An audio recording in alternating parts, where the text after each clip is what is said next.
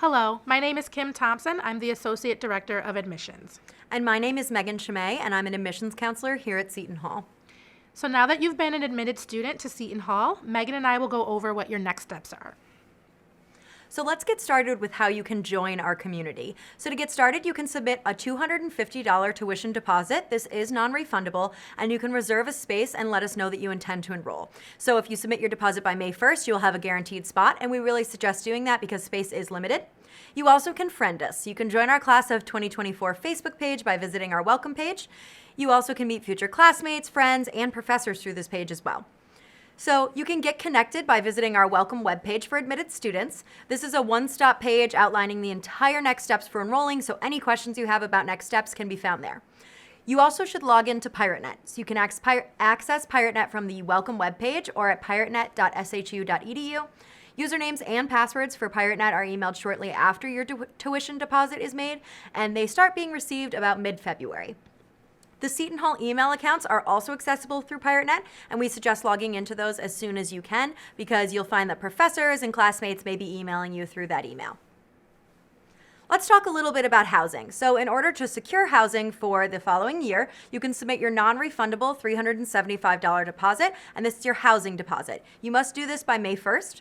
Shortly after, you have the opportunity to submit a housing questionnaire. If you know someone and know you want them to be your roommate, you can write their name down as well. The first 1,150 students to submit both the tuition and the housing deposit will be able to secure housing. So just keep that number in mind and submit as soon as you know. 80% of freshmen do live in university housing and 50% of the total undergraduate population. We have 6 residence halls on campus and 2 apartment buildings, 1 off campus and 1 on campus. Students are able to share a room with 1 or 2 students, and they can also live suite style, which is 2 rooms with an adjoining bathroom. And there's also floors for freshmen with common area bathrooms. All rooms are cable ready and have wireless internet connection access. So housing assignments are made in the first week of July, and like I said, if you had selected a roommate prior, you will get that assignment then as well. The only students guaranteed housing prior to May 1st will be able to select their roommate as long as it is a mutual agreement. So you must write down your roommate's name and they must write down your name. We email information about housing assignments, roommates, and move-in details in mid to late July to your Seton Hall email account, which, like I said, make sure you access through PirateNet. That's really, really important. Information about room assignments and roommates will also be posted on the housing profile in PirateNet in mid-July. This will also include contact information for your roommates. We really encourage students to contact their roommates before they arrive on campus. That way you can coordinate what to bring for your room, who's going to bring a fridge, a microwave, a Keurig, and also just get to know your roommate so you're more prepared when you move in August. In regards to meal plans, so students who live on campus are required to have a meal plan. Our plans are titled U, U300, U700, 1, and 2. If you see that our plans have a U on them, that means there are unlimited meal swipes into our pirate dining room. This is pretty much the selection plan that all freshmen will have chosen. Students select a meal plan as part of their online housing application, and you can make changes to your meal plan after July 1st through PirateNet. Commuters can also sign up for a meal plan. We have a specialized commuter meal plan, but we also have an option to select any single meal plan that you wish. Plans are a combination of unlimited or a fixed number of meals in the Pirate Dining Room, which is buffet style. It's vegetarian and gluten-free friendly. We also have flexible spending dollars to be used in the Galleon Room, Dunkin' Donuts, or Pirates Cove. These flexible spending dollars are referred to as Pirate Bucks amongst our students. So in regards to transportation, only commuters, seniors, and students with academic programs requiring off-campus work, such as a nursing student or an education student, are allowed to have cars on campus. There is an annual parking fee on campus. It's around $350. However, if you are an IHS student, that's about $485 a year. That's because this pass works for both campuses that you will be attending, both the Interprofessional Health Sciences campus and the South Orange campus. Students do have other options in order to get around, such as zip car rentals. We have a Shoe-Fly shuttle, which will bring you to places like Target, the grocery store, the train station on a set schedule, and the Seton Hall Safe Ride, which is kind of like a Seton Hall Uber and allows students to go anywhere within a 2-mile radius, and they can just order a ride right on the Safe Ride app. Public safety officers will also escort students anywhere on campus upon request.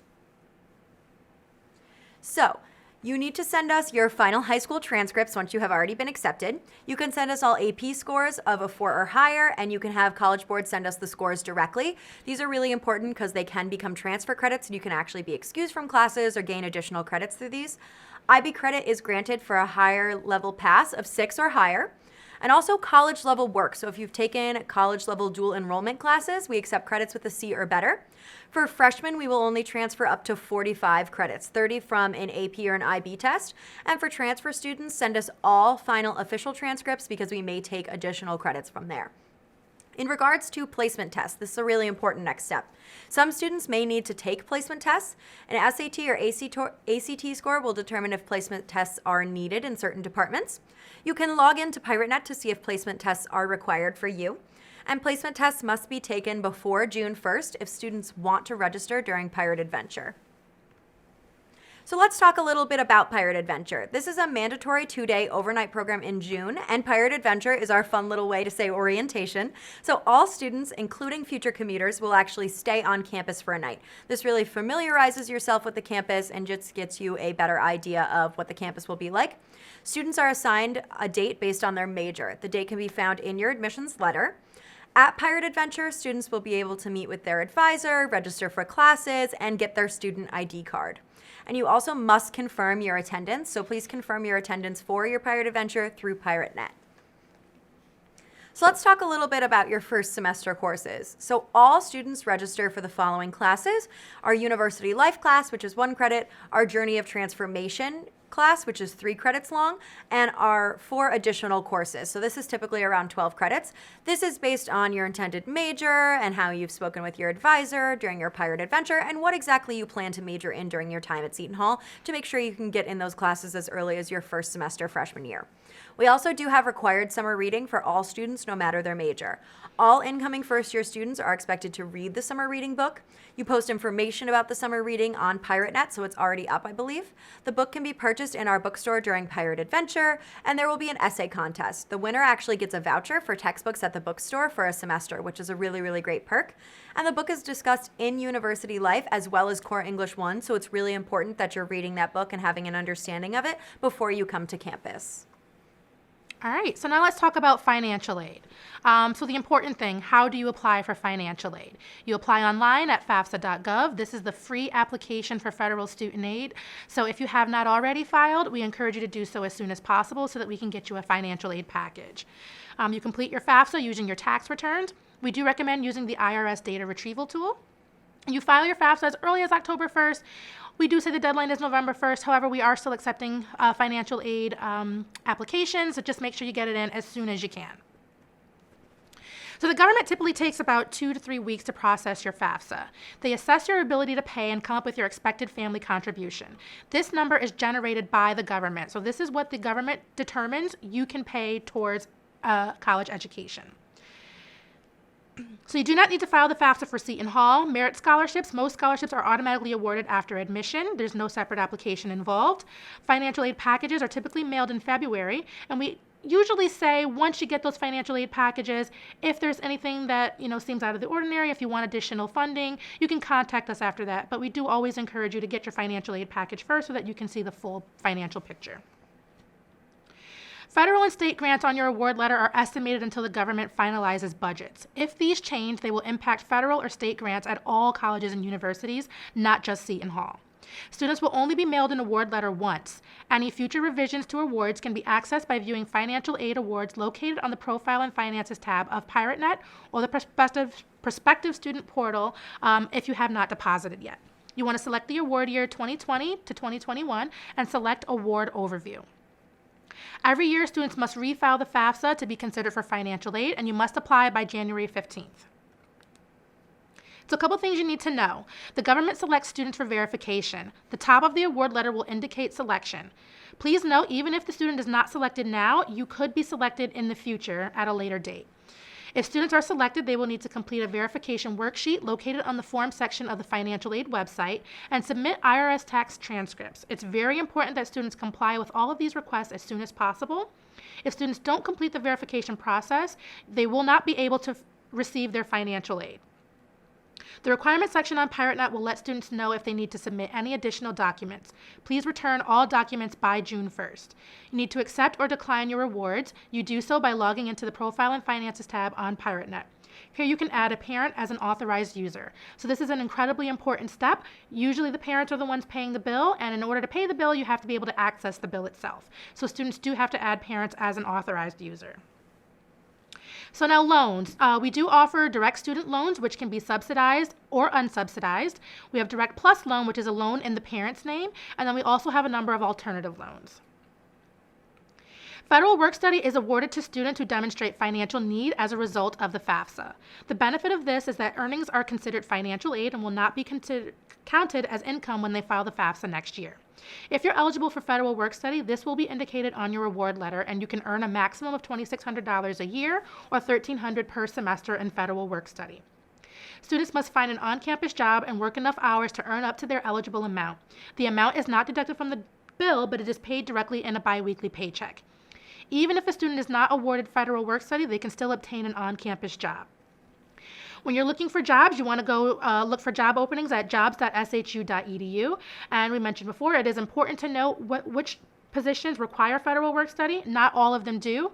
If you are awarded federal work study, great, you have several options. For students who don't qualify for work study, you do have to focus your attention on the positions that don't require federal work study.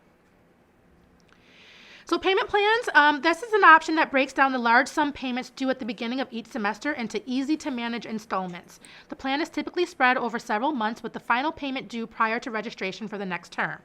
The first installment includes a 15% down payment plus a $50 setup fee that is due at the time of enrollment. For additional details, you can go to our Bursar page of the Seton Hall website. Our bills are sent in mid-July and they're due on August 2nd. Bills are sent electronically to Seton Hall's email address, or you can access through your PirateNet account. We do not send paper bills. Students must give their parents permission to view and pay their bill through PirateNet. I mentioned this before, that this is an important step. Parents have to be an authorized user in order to pay the bill. And the bill must be paid on time in order to participate in opening activities and move-in. Paying your bill in full prior to move-in day is extremely essential. Students will not be allowed to move on to campus if that bill is not paid. And students also have to submit all health and immunization records. If you have not signed up for Seton Hall's health insurance, you have to be able to provide proof of your own. Otherwise, you will be automatically charged for Seton Hall's health insurance. And just a couple dates that you need to be aware of. Move-in day for freshmen and transfer students is Friday, August 21st. Additional details will be sent over the summer. Students will not be able to move in, I mentioned before, if the bill is unpaid or if your health forms have not been submitted. So make sure that those two steps are done. Mandatory pirate orientation and welcome weekend is August 22nd to the 25th, with convocation on Monday, August 24th. Transfer student orientation will be held on Thursday, August 20th. Very similar to Pirate Adventure for incoming freshmen. It's over the summer where students can get advised, register for classes, get their student ID card, meet with other students who are enrolling for the fall. Students can contact the Academic Success and Transfer Student Center at academicsuccess@shu.edu or 973-275-2387. And the first day of classes for all of our students will be Wednesday, August 26th. So if you have additional questions regarding any of the information that we gave to you, feel free to contact the admissions office at 973-313-6146 or the hall at shu.edu. Additional information regarding financial aid, there is a video that we have actually uploaded for all of our students to be able to view. It is very beneficial to families. It goes over the financial aid process in a lot of detail. So if you have not viewed this already, we do encourage you to go to our financial aid website and view this video. It can also be accessed from our welcome webpage, which is www.shu.edu/go/welcome. Thank you so much and welcome to Seton Hall.